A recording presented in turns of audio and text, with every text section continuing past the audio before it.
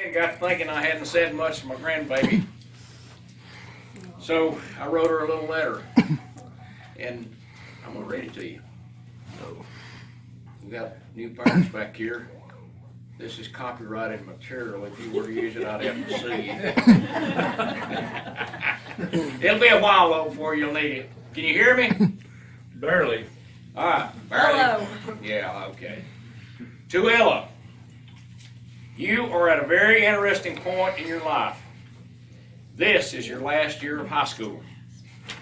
You're completing a program that has been laid out for young people with some necessary modifications over time. It's worked well for the masses during our history as Americans. It has worked for a wide range of talents and abilities. There is comfort in knowing that the system of education generally works well in preparing young people for their duties as American citizens and actually as citizens of the world and the universe we visit. Next, you will move into a part of your life that is not as much planned by others as it will be by you. It is your great challenge to step forward into that uncertainty with confidence. Many young people face this stage without a strong belief that they will be able to identify personal traits within themselves to develop further and apply themselves to a rapidly changing environment. Plus, some may not realize that their deeds should be uplifting and inspiring not only to themselves, but to others. By others, I mean humans and animals, as well as inanimate universal resources. So this is a time to take inventory. As you have learned from your jobs, an inventory tells us what items are on hand as well as which are not. What must be kept? What is to be discarded? What is to be obtained? With this in mind, I urge you to recall those things that have brought joy to you. What has brought joy to others? Joy must be cherished and shared with others, relatives, and even those relatives, friends, and even those whom you have never met. Additionally, it is important to remember those things that brought pain and suffering to you. But once remembered, they must, to the extent possible, be eliminated from your life. They must not be inflicted on others as a form of revenge or a means to slow down success or joy for someone else. Famous singer Joe South reminded us that when we try to hurt others, we simply hurt ourselves. He sang, "When you strike out and try to hurt me, it's a hurting you." No one can eliminate all suffering and pain, but we do have a responsibility to do our part. I know you will.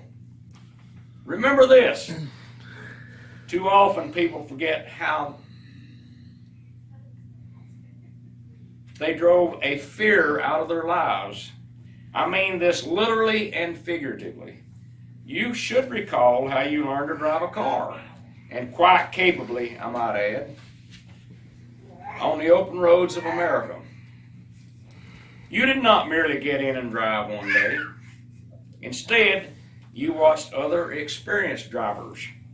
Then you sat on someone's lap and steered, turned the lights on and off, turned on the stereo, changed gears.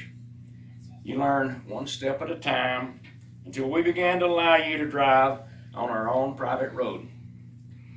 You developed confidence. That is how you can go forth in your very own personal journey, one step at a time. Never belittle the good things you have accomplished. Develop known talents for the good of your own soul and for the edification of others. Interact with others who can help you find yet unrecognized gifts. Trust yourself.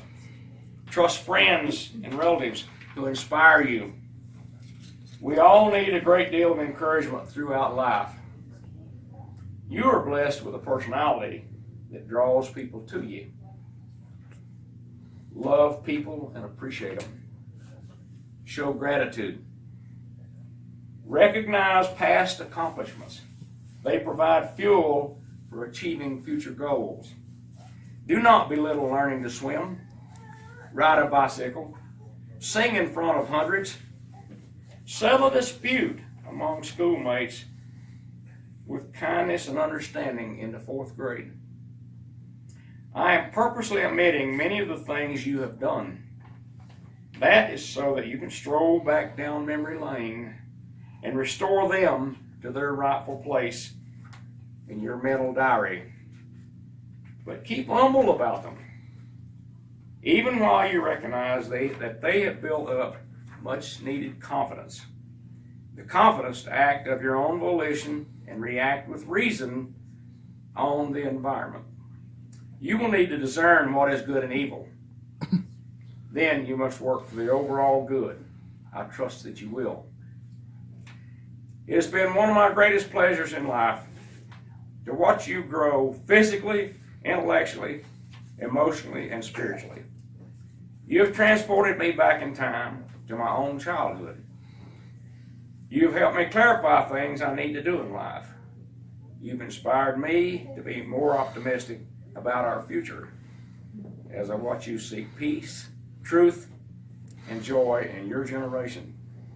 Thanks for being my granddaughter. Thanks for being a responsible child of the universe we occupy together for a short time. Thanks for giving back to life way more than you take out. As legendary rock singer Bob Seger said to his son Cole, "You'll be fine in your time." I know that because you're already fine. And as Whitney Houston and Dolly Parton sang so beautifully, I will always love you.